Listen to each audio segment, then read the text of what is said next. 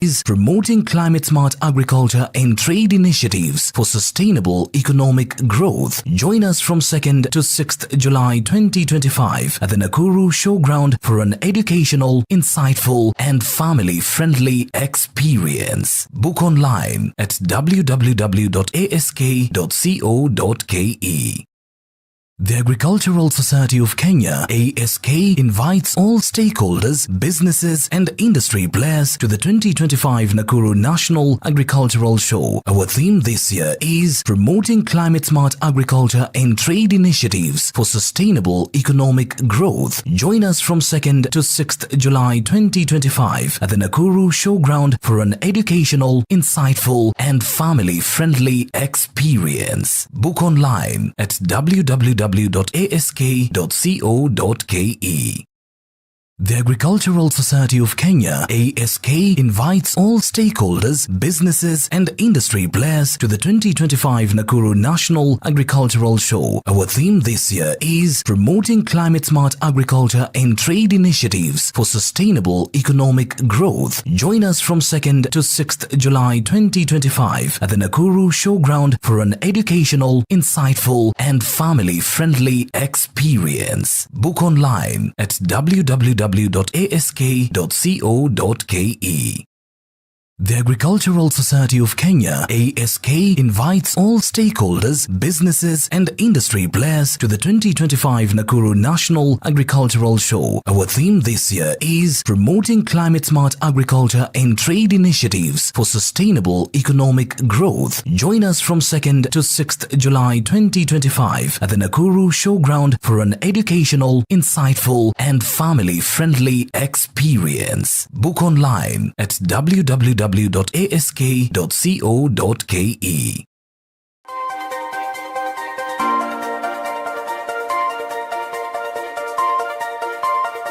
Audio Jungle.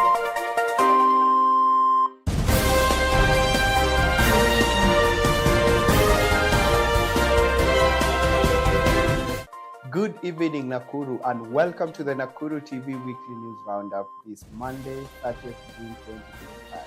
My name is Patrick Kinyo Prince, and this is the news. Baraza Media Lab, a vibrant hub for Kenya's media and creative professionals, on Thursday, 26 June, launched their new co-working space in Nakuru City. Dubbed to be the new home for creatives and storytellers and media makers and the melting point of artistry and creativity, Baraza Media Lab brings a space where media practitioners, artists and storytellers can connect, collaborate and create, making waves in Nakuru and beyond while fostering innovation and collaboration. Baraza Media Lab is empowering storytellers, journalists and artists to reshape the media landscape. Launched in 2019, Baraza Media Lab provides co-working spaces, workshops, and programs like the Data Storytelling Fellowship and She Leads Media Fellowship to support public interest media. Its mission is to strengthen Kenya's media ecosystem through creative storytelling, networking, and new business models. Baraza continues to champion inclusion and innovation. The lab invites Nakuru's media professionals to join its community for collaboration and growth. So a good round of applause for Cynthia.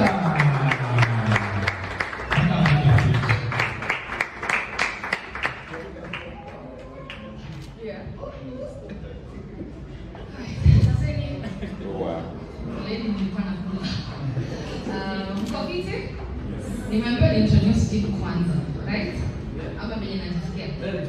Nijibambe. So, kwa wenye wanijui, my name is Cynthia Mudhoni. I work for Baraza Media Lab. I'm the head of operations and programs. Na venye nimekaribishwa na Chris, also najua sisi ni wageni Nakuru, but karibuni nyumbani kwetu. Welcome to Baraza. We almost cancelled together anyway. After Jana and everything that went on, to actually Julia, is there still need for us to do this? Is it insensitive to say, we are coming to like kind of a soft opening of a space? But then again, tukakumbuka kitu moja. That's why Baraza exists. We can't ignore the fact that the country is going through what it's going through.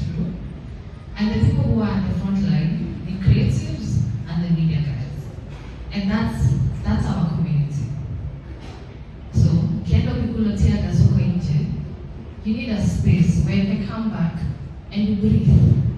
Utulie kwanza. You need a space where you can come and regroup. You need a space where you shoot your TikToks, your lives. You need a space where you can edit. Hakuna haja uende ujeka hapo kwa any kind of goal or anything. Uko na space where you can come and sit down and edit. So it was timely. It was timely. It's timely for us to say that we have a space where you can call home. We have a safe space for the industry. And that's who we are. Nakuru's Baraza Zenoni Gardens came alive on Saturday, 21st June with the first ever Dumo Festivals, a vibrant celebration of Kikuyu culture, music, and art. Hosted by Dubi's Entertainment, the event drew crowds from 2 p.m. Saturday to 5 a.m. on Sunday. The festival dazzled with performances including Devi Kamoko nostalgic accordion set, blending traditional Kikuyu beats with modern vibes. Attendees enjoyed stunning cultural decor, food stalls, serving crispy chicken and local dishes, and vendors offering handcrafted jewelry and kitenge outfits. However, long queues for food and delays in preparation tested the patience of many. Despite these challenges, the event was hailed as a cultural triumph, with organizers already teasing a second season. Nakuru's fan seekers are buzzing about the festival's unique energy, though they are calling for better logistics next time. We'll keep you updated on plans for Dumo's festival's return.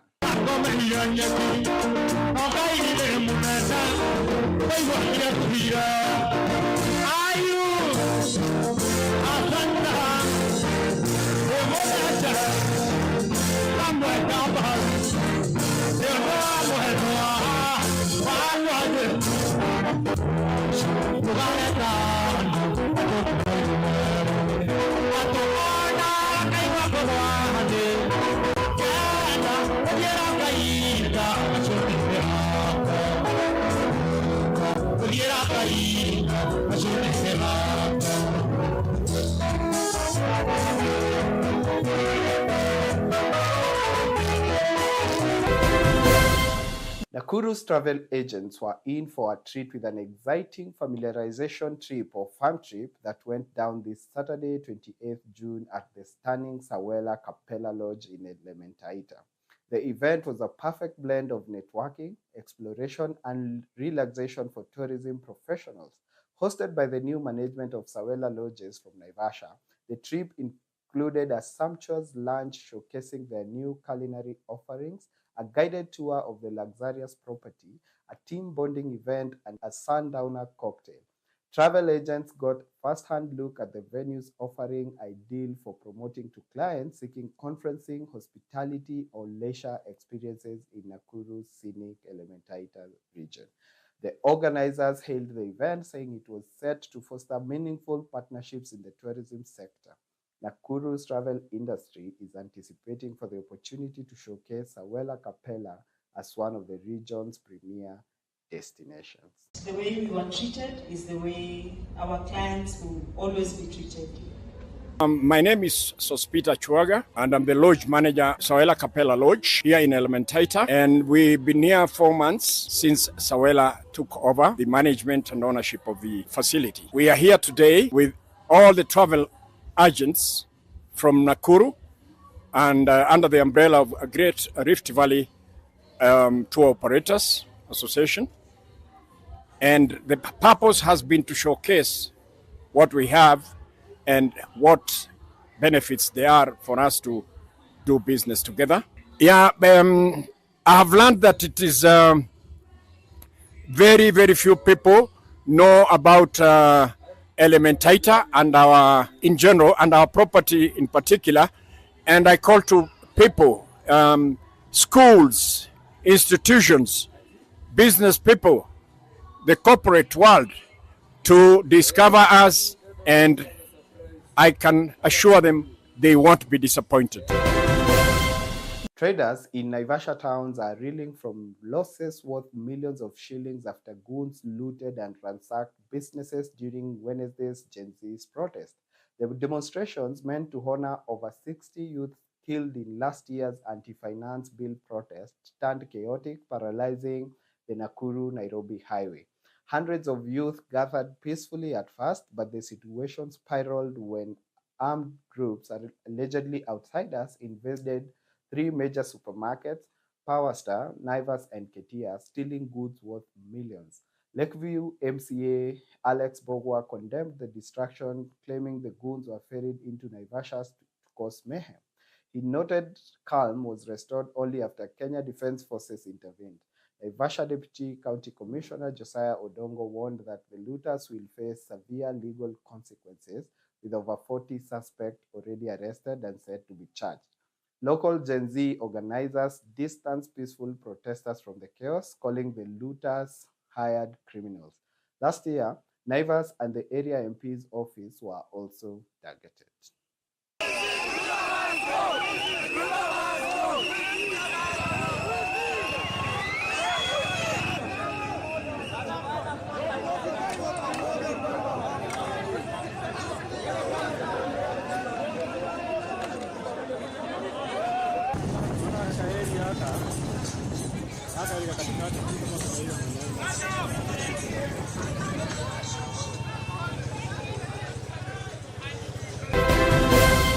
The government has launched a nationwide census of street families kicking last week in Nakuru with the training of over 300 social workers from all 47 counties. The enumerators under the State Department for Social Protection will collect data to support the rescue, rehabilitation, and reintegration of street families. Mary Waboi, chairperson of the Street Families Rehabilitation Trust Fund, says the census running until 9th July aims to provide accurate data on Kenya's street population, estimated at 46,639 in 2018, with Nakuru hosting over 2,000. Conducted with the Kenya National Bureau of Statistics and UNICEF, the initiative will identify root causes like poverty, domestic violence, and rural-urban migration to inform solutions. Oboye also revealed plans for a vocational training center in Mavoko, Machakos County, to equip street persons aged 14 and older with skills for self-reliance. The fund is partnering with rehabilitation centers and religious institutions to address addiction, provide psychosocial support, and reintegrate families into communities. Sleeping outside, they have nowhere to sleep. And also, we want to tell government, we are not dealing with a small case. We are dealing with the women even who got married to the boys who are on the street and they have got the children. We used to collect them all and take them somewhere where they can be starting doing some things. And also we told our institution, those boys after they are rehabilitated, they must have a scale. And that's the reason why Street Trust Fund, we bought a land in Mapoko, 20 acres. And we are begging the government to help us to build a permanent place for them, where they can be having a scale, so they can start by themselves. And also, we are going to do the census. This at the end of this June, to know how many street families who are sleeping outside, so we can give the government the plan and the figure, and we know also the government, Ministry of Work, they are doing this, what we want to do with the Mapoko land, so we can have a proper thing, not one. We're also in the process of working on the census for street children, street families. The last street family census was done in 2018, and we had a population across the country of 46,000. Now this is 5 years down the line, and we want to see whether that number has gone up, whether the number has gone down, and also what interventions and processes and programs can we put in place to assist them, and where are they found? There are many places where they are found, and our people are being prepared to do that. And the census is unique to them. This census is unique to them because the other census for the country does not have a specific mention of street families and street children. And therefore this will be preparing the country how to resource, how to respond, and how to reintegrate. Nakuru County has launched a land verification and validation exercise in Bahati and Dodori trading centers, aiming to issue title deeds to over 1,000 plot owners. The initiative, overseen by the county's Department of Lands, Physical Planning and Housing, and Urban Development seeks to resolve long-standing ownership disputes. County Executive Committee member Mr. John Kehage says the process confirms plot locations and ownership documents to ensure accurate title deed issuance. This move is expected to boost economic growth in Bahati sub-county by enabling residents to access credit and invest in their land. Many families, some waiting since the 1980s, have been unable to develop their properties due to lacking legal titles. Governor Susan Keheka's administration, in collaboration with the National Land Commission, has formed committees to work with the residents, ensuring transparency and protecting public amenities like schools and markets. Kehage urged residents to safeguard their new titles and report any dispute to trained mediators. Nakuru City joined Nairobi, Mombasa, and Kisumu in anti-government protest on June 25th, marking the first anniversary of the 2024 anti-finance bill demonstrations. Led largely by Gen Zs, protesters flooded Kenyatta Avenue demanding justice for last year's victim, an end to police brutality, and President William Ruto's resignation. The protest turned chaotic as heavy police presence met demonstrators with tear gas, leading to clashes that left one person dead in Nakuru, part of a nationwide toll of 19 fatalities and 531 injuries, according to the Kenya National Commission on Human Rights. Businesses in Nakuru CBD shuttered as looters exploited the chaos, with one suspected looter beaten by protesters. Social media captured a protester leaping over a bonfire on Kenyatta Avenue, while reports surfaced of goons allegedly demanding payment from local officials on 28th June. The unrest reflects deep frustrations with governance and police conduct, with calls for accountability growing louder.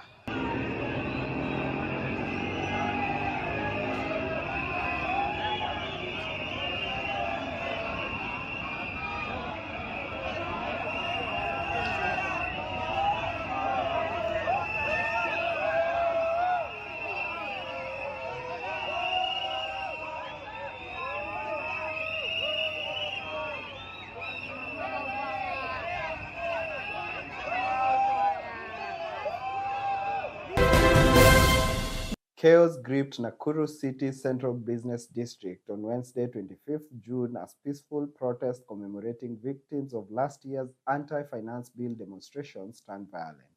Goons infiltrated the march, leaving a trail of destruction across the city.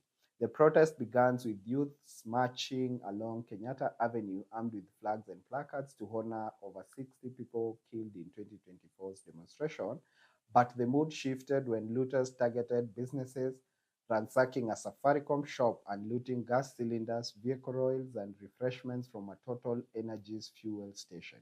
A viral video captured an angry crowd cornering a suspected goon hiding in a water tank, with boda riders and protesters demanding justice. Police intervened with tear gas to disperse the crowds, but not before a journalist was injured by a canister. Nakuru's business community is now grappling with losses from vandalized property, including streetlights and metal structures. Authorities are investigating, with calls for stronger measures to prevent goons from hijacking peaceful protests.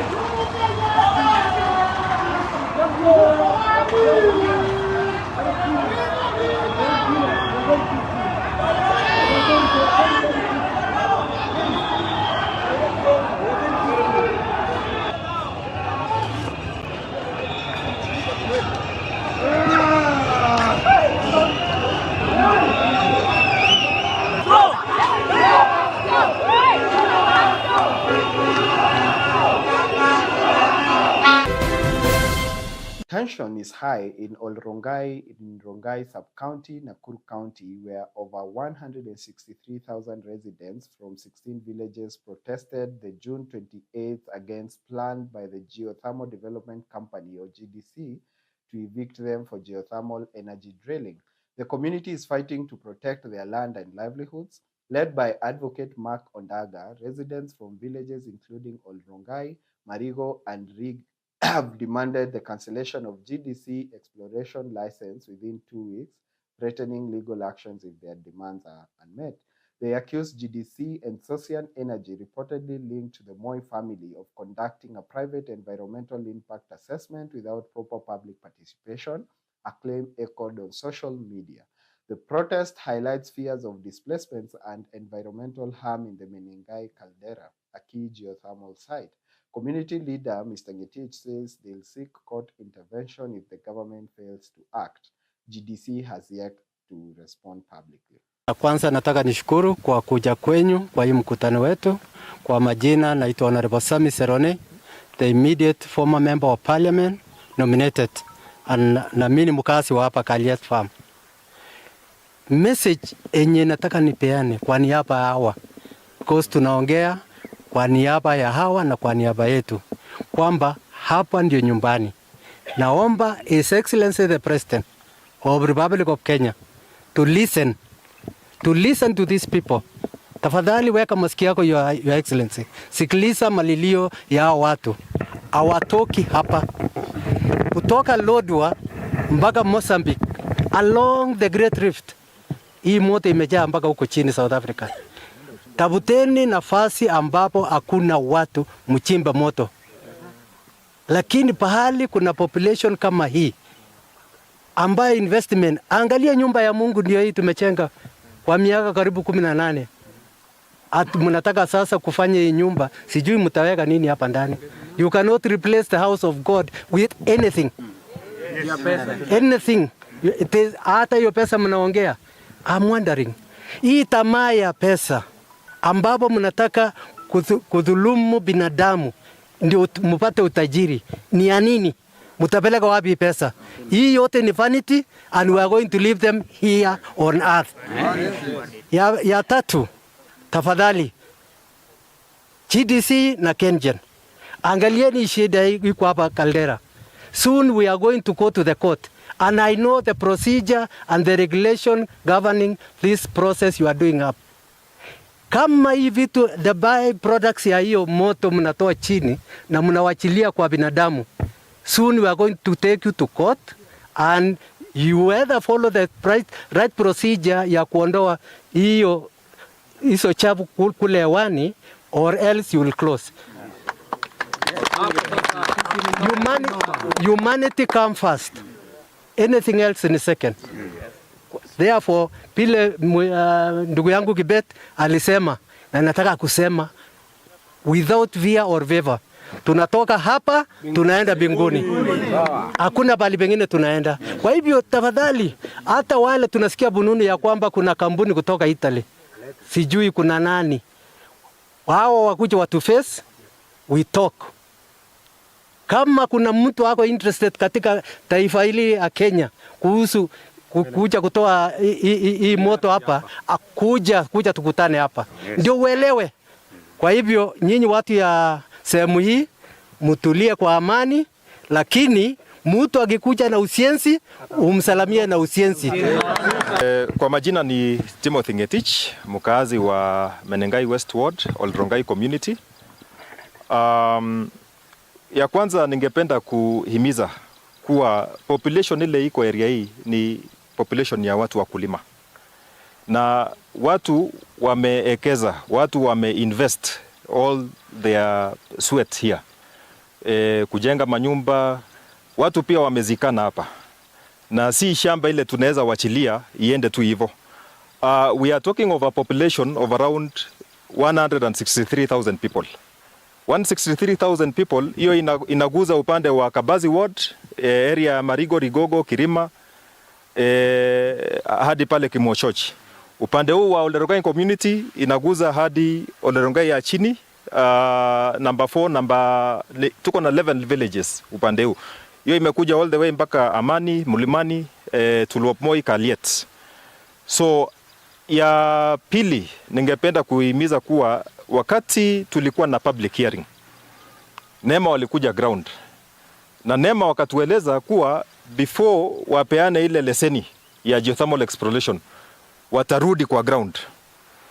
Hawakurudi, na naye wakati tulijua license imepeanwa haikuwa displayed kwa ile NEMA website. Tulikuja tukajua kama imechelewa, na naye hapo ndio tukaweza kupeleka Social Energy Continue na tukawabwaga kwa ile kesi. So saizi tumepata fununu kuwa GDC in collaboration with KenGen wako na motisha ya kukuja hapa hivi, and tunajua wamepata facilitation, wamepata funding, na hiyo ndio tunasema tumekataa. Tumekataa kama community ya Olerongai, tumekataa kama community ya Kirima. Tumesema hapana. Wale wote wenye wametoka upande wa Arauka, Marigo, Rigogo, tumesema hapana kwa hiyo maneno, na if you want to force your way into this place, we will deal with you. And we will deal with you legally. Hiyo ndio kitu ile tunasema. Vijana, wazee, wamama wote wa eneo hili mpaka watoto, kwa sababu already tunapata madhara kutoka kaldera ndani, na mnataka kukuja upande wa phase 2. Upande wa phase 2 hiyo ni kumaanisha kwa mashamba zetu, na hiyo hatuwezi kukubali. Hii ni heritage yetu, hapa ni nyumbani, na hakuna mahali tunaenda, hakuna mahali mnatupeleka. Na kwa hayo machache tunasema asante. Mkitaka tukutane kotini, tutakutana kotini, twende mbele. Asante. Majina yangu ni Cornelius Nyamboki. Mimi ni mwenyekiti wa Muringai West Stakeholders Forum, ambao membership ndio hii tuko present hapa kwa siku ya leo. Katika mkutano huu tumekuja hapa kujadiliana mambo ambao yanatugusa sana, mambo ambao imekuwa na very big problem kwetu hapa, maana watu wa GDC walikuja hapa wakahitaji kuweka mambo ya stima hapa, na tukawaambia haiwezekani kwa sababu sisi hapa ni wakulima na kila kitu hapa tunafanya ni mambo ya ukulima. Kwa hivyo tukasema haiwezekani kukaa na watu wa kutengeneza GDC exploration hapa, na pia kukaa wengine wanakuja wanaitwa social energy, pia tukawakataza, na hawa tuliendelea mbele, na mwishowe mtajua baadaye kwamba tulienda kotini na tukatoa katika area hii. Lakini sasa ile kitu inatukwaza zaidi ni kwamba tumepata ripoti kwamba serikali bado ina nia ya kuja kutoa moto hapa, na area hii tumesemama imara kusema hapa ni sisi tunataka kufanya kazi ya ukulima. This is a heavily agricultural area, na haiwezi kuwa coexist pamoja na mambo ya mining ya geothermal hapa. Kwa hivyo tumekuja hapa kutafuta njia vile tunaweza kwenda mbele, taking legal action as necessary, na vile tunaweza kusimama imara. Na sisi wote tumejitokeza hapa kusema mambo ya kuja kutengeneza moto hapa haiwezekani na haiwezekani, na ndio maana tumekuja hapa. Resolution yetu ni kwamba kama kitu kimoja tumesema haiwezekani, haiwezekani, na ndio msimamo wetu. Over 1,000 Juakali artisans in Nakuru Town West rallied on 23rd June to reclaim a 21-acre parcel of land in London Ward, originally allocated to them by the late President Daniel Arap Moi. Led by MP Samuel Arama, the group is demanding justice for the artisan community. They were joined by London Ward MCA Bernard Gattuso and Governor's political advisor Mr. Francis Njoroge. Arama announced an agreement with Governor Susan Keheka to return the land to its rightful beneficiaries. Plans are underway to develop a modern Juakali facility to serve over 10,000 artisans. boosting local economic growth. Arama vowed to escalate the issue to Parliament and the National Land Commission to ensure the land is secured for the artisan. Community leaders are urging swift action to finalize the reclamation process. Atuongoze.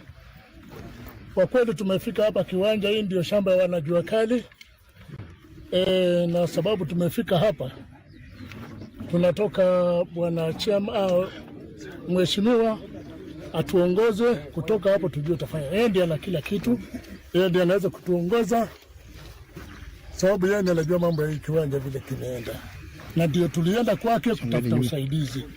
Na kweli alituahidi leo tutakuwa hapa kiwanjani na tumefika hapa. Ningependa tumpatie nafasi, atupatie direction. Tragedy struck Nakuru on the 25th of June during the Gen Z-led protest marking the anniversary of the 2024 anti-finance bill demonstrations. In Pipeline Estate, an elderly woman was killed when a tear gas canister allegedly thrown by anti-riot police landed in her home. The incident contributed to a nationwide death toll of 19, with 531 injuries reported by the Kenya National Commission on Human Rights. In Molo, Nakuru County, posts on social media reported a protester shot dead by police, intensifying allegations of police brutality. The protest entered on Kenyatta Avenue, saw youths demanding justice for 2024 victims and President William Ruto's resignation. Clashes with police who used tear gas and live rounds led to chaos, with one looter beaten by protesters. Businesses in Nakuru CBD shut down as the unrest spread. The KNCHR report condemned the excessive use of force, and activists are calling for accountability. The government has yet to comment on specific incidents. A dramatic confrontation in Nakuru's London estate on 16th June left a protester seriously injured after he charged at anti-riot police with a machete. The man, identified as Hassan Mtimkavu, also known as Paul Ositi, was part of a protest sparked by the fatal police shooting of a local resident, Daniel Derito, on 9th June. Viral footage showed Mtimkavu, reportedly a Ugandan national, wielding a machete and advancing towards officers despite tear gas being fired. Nakuru Town West Sub-County Police Commander Stephen Kirui confirmed Mtimkavu was arrested on 12th June in the Hilton area after hiding. He allegedly feigned illness and was admitted to Nakuru County Teaching and Referral Hospital under tight security. Mtimkavu faces charges including unlawful presence in Kenya, incitement, burglary, robbery, and theft. 7 officers linked to Nderito's shooting have been detained, with the investigations ongoing. The unrest, which saw businesses looted and roads blocked, has fueled debate over police conduct and public safety. Kai.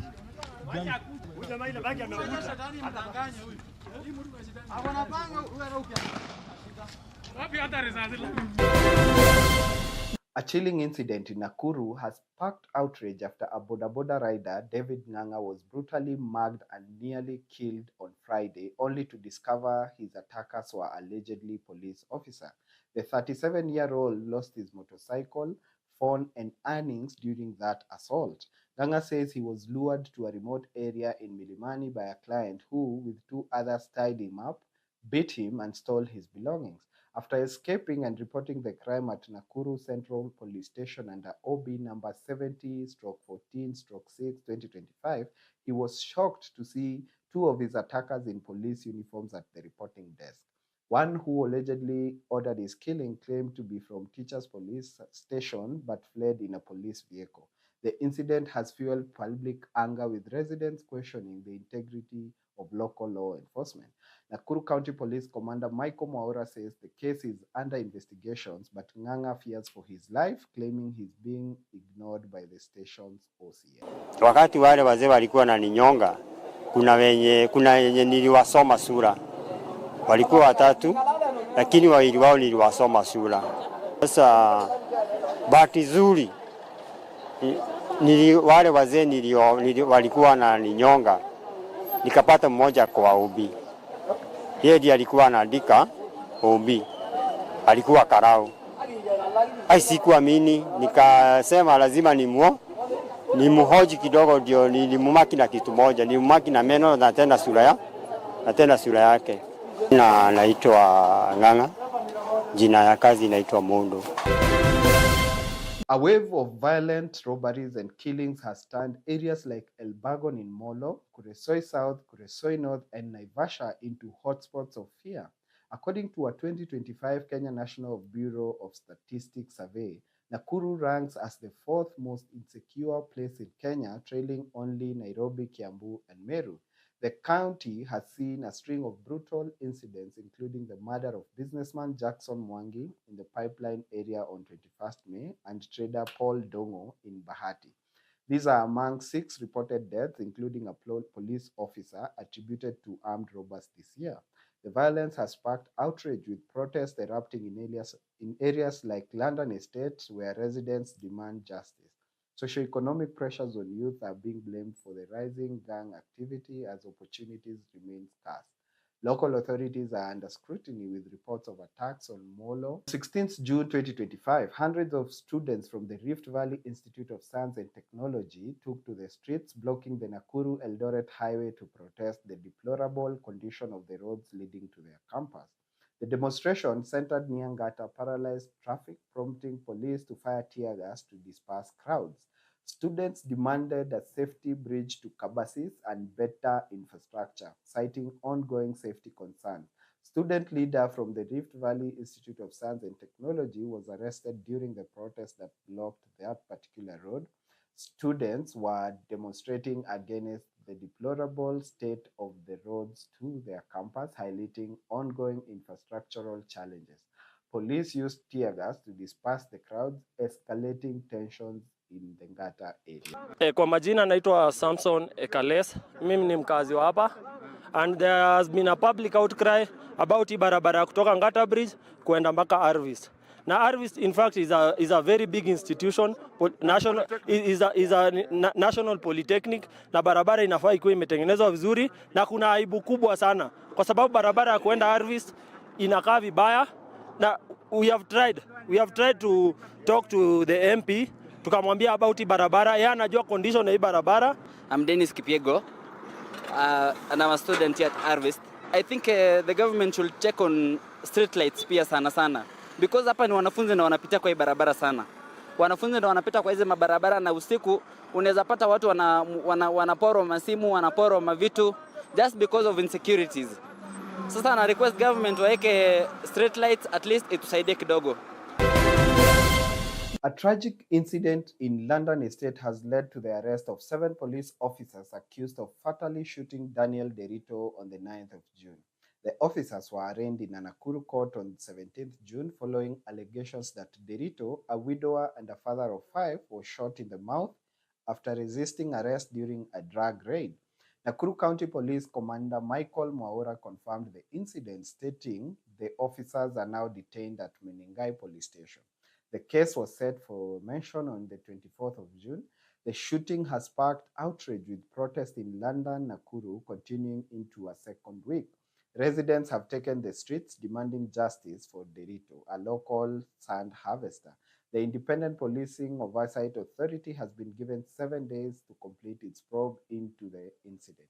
A viral video showing the police kicking down a motorbike during the protest has further fueled public anger. Chaos erupted at the Rift Valley Regional Offices in Nakuru on Monday, 23rd June, when Public Service Cabinet Secretary Geoffrey Rocco made a surprise visit and ordered the gates locked at 8 a.m. Hundreds of public workers who arrived late were shut out, sparking heated confrontations outside the government complex. The dramatic move was aimed at enforcing punctuality among civil servants, with Ruku emphasizing the needs for discipline to improve service delivery. However, the decision backfired, drawing sharp criticisms from workers and unions who called it heavy-handed and humiliating. Some employees argued they were delayed by personal emergencies or transport issues, while others accused the CS of ignoring systemic challenges like understaffing. Union leaders have demanded a review of the approach, warning of potential strikes if such measures continue. The incident has ignited a broader debate on workplace policies in the public sector. The Cabinet Secretary has yet to respond to the backlash. The people of Kenya are demanding a lot from the government.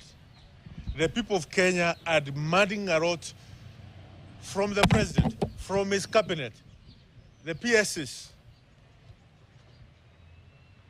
the members of parliament. The people of Kenya are demanding a lot from you, the civil servants, the public servants who work in these offices. I have been in most of these offices. They are empty because you are not at your workstation. A horrific tragedy that rocked Muringai area in Nakuru, where 17-year-old Liz Jerry Mwangi was arrested on Monday, 23rd June, for the murder of a 3-year-old Margaret Wajiro Kirave, has continued to baffle residents. The incident, which occurred near PCEA Shalom Mchanganyiko Church, has left the community in deep mourning. According to the Directorate of Criminal Investigations, Mwangi allegedly lured the toddler from the church during a Sunday service before strangling her with a cloth just 50 meters away. CCTV footage captured the chilling act, leading to her swift arrest at her home in Judea Village. The child was found unconscious and pronounced dead on arrival at Kenlands Hospital. Authorities are probing the motive, with reports suggesting the suspect claimed she was influenced by a spirit.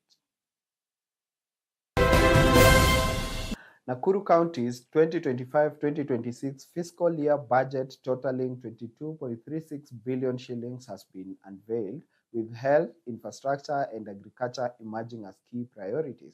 The balanced budget allocates 66.6 for recurrent expenses and 33.4 for development projects.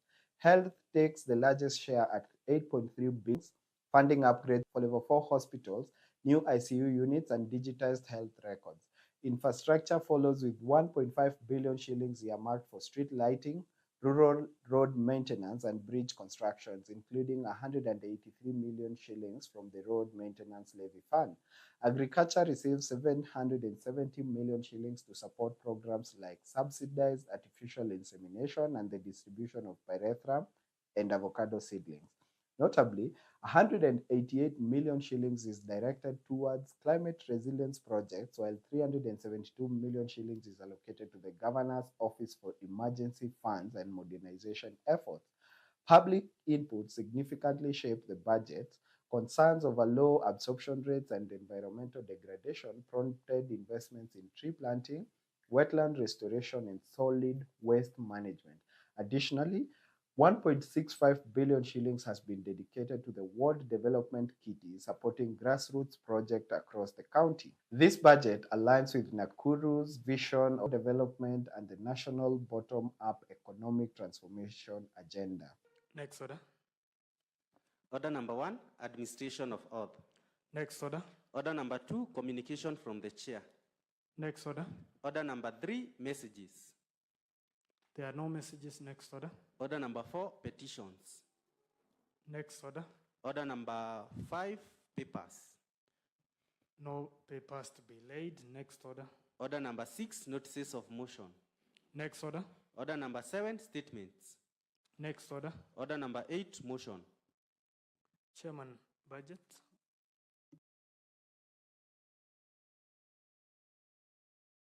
Thank you, Mr. Speaker. Mr. Speaker, I wish to move a motion that the Nakuru County Appropriation Bill number 3 of 2025 be read a second time.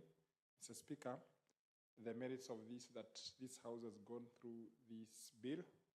We have created ample time, Mr. Speaker, that members have come to an understanding of the importance of such a bill. And Mr. Speaker, with the winding time of this financial year, I wish that this bill be read a second time so that we can start appropriating monies for salaries, projects, and what Wanjiko went to public participation and indicated weren't done according to the rules of this country. Mr. Speaker, sir, I wish to move that. I wish to call the Deputy Speaker to second.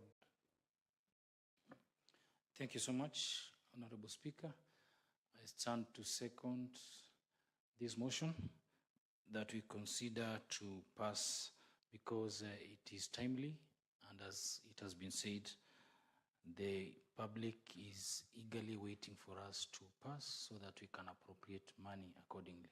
Thank you, Mr. Speaker, as I support. The Honorable Deputy Speaker, you was seconding? Yes, I'm sorry, Mr. Speaker, I second. Honorable members, I propose the motion that the Nakuru County Appropriations Bill number 3 of 2025 be now read a second time. The motion is open for debate.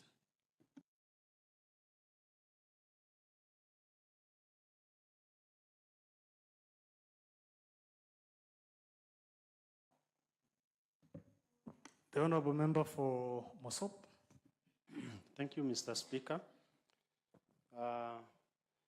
As I have seen, Mr. Speaker, we have actually taken a lot of time to scrutinize and look at it. We've done several amendments where it was actually necessary. And actually going by the moods of the House, Mr. Speaker, my humble request will be put to the question. Thank you, Mr. Speaker. Chair, you are agreeable to that position? Mr. Speaker, I'm agreeable to that position.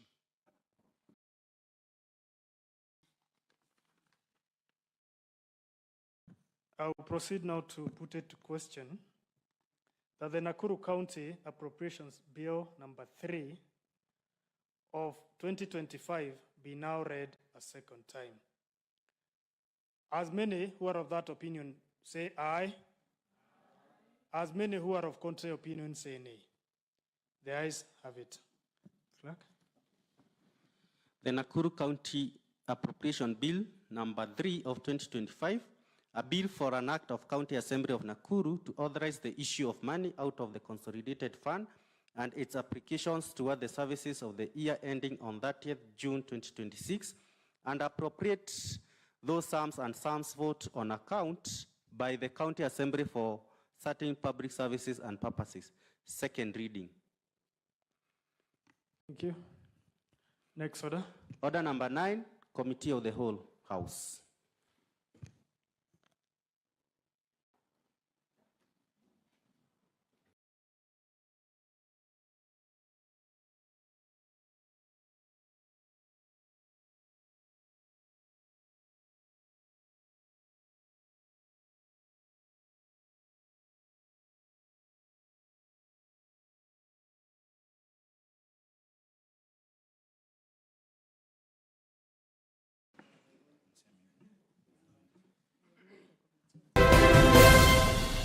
That's it for the Nakuru TV Weekly News Roundup.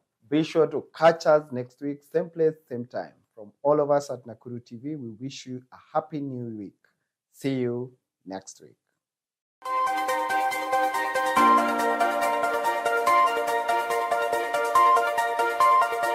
Audio Jungle.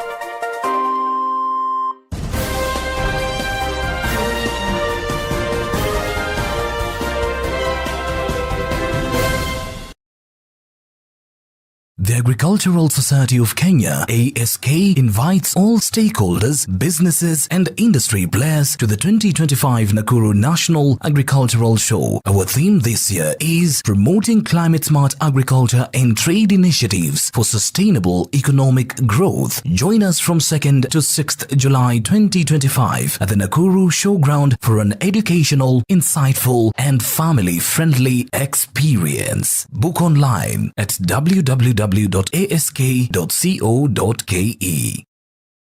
In Nakuru, speed and stability matter. That's why more homes and businesses choose Connect Data Networks, your trusted fiber internet service provider. Super fast speeds, reliable connections, flawless video, streaming and downloads anytime, anywhere. Need help?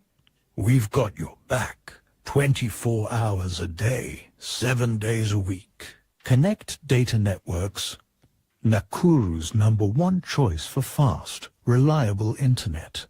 Call us today on 07309888111 and get